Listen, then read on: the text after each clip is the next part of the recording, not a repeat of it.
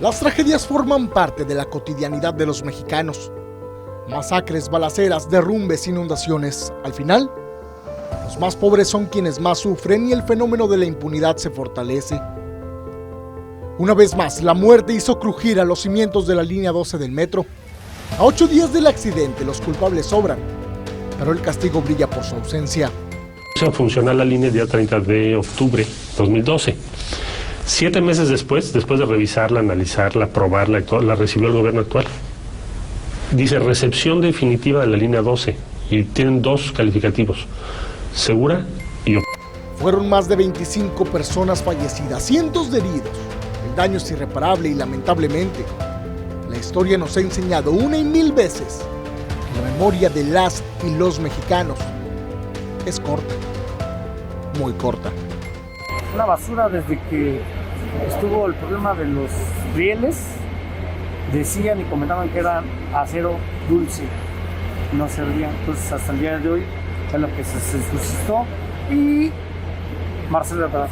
Tiene que ser férreo y está firmado por diversos funcionarios del sistema de transporte colectivo, incluyendo al actual subdirector de operación. El ex jefe de gobierno de la Ciudad de México hace 14 años fue advertido. La línea 12 del metro era peligrosa y en cualquier momento podría colapsar.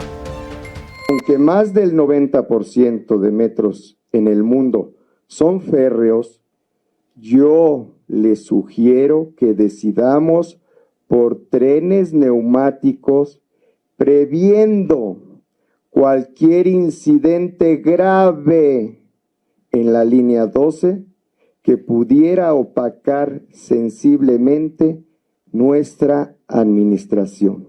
Giovanni Hernández Tapia, de 13 años, y Rigoberto Quiroz García, de 28. Nos contabas que 5 minutos antes te habías hablado con él. 5 minutos antes hablé con ellos y estaban ya en periférico. ¿Y luego cómo supiste que había habido un accidente? En lo que prendí la tele ya había sucedido la tragedia. Me vine en cuanto lo vi. Marqué, pero ninguno de los dos me contesta. Quedará en quienes vivieron la tragedia de cerca un amargo recuerdo en la memoria.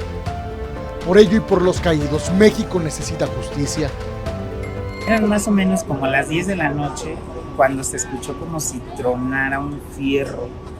Se cimbró la banqueta de donde estábamos nosotros acostados debajo del pilar que está aquí, cerquita, el segundo, y donde está enfrente, de donde están las cazuelas. Pero se cimbró bien feo y tronó y se movió y nosotros salimos corriendo, ni siquiera jalamos nuestras cobijas. Con una inversión superior a los 26,000 millones de pesos, la línea 12 del metro de la Ciudad de México pasó por 3 administraciones de 2 diferentes partidos: Marcelo Ebrard, Miguel Ángel Mancera del PRD y Claudia Sheinbaum de Morena.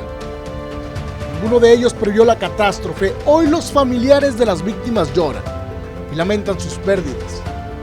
Y las personas fallecidas, como siempre, pagaron con sus vidas los errores y omisiones ajenas.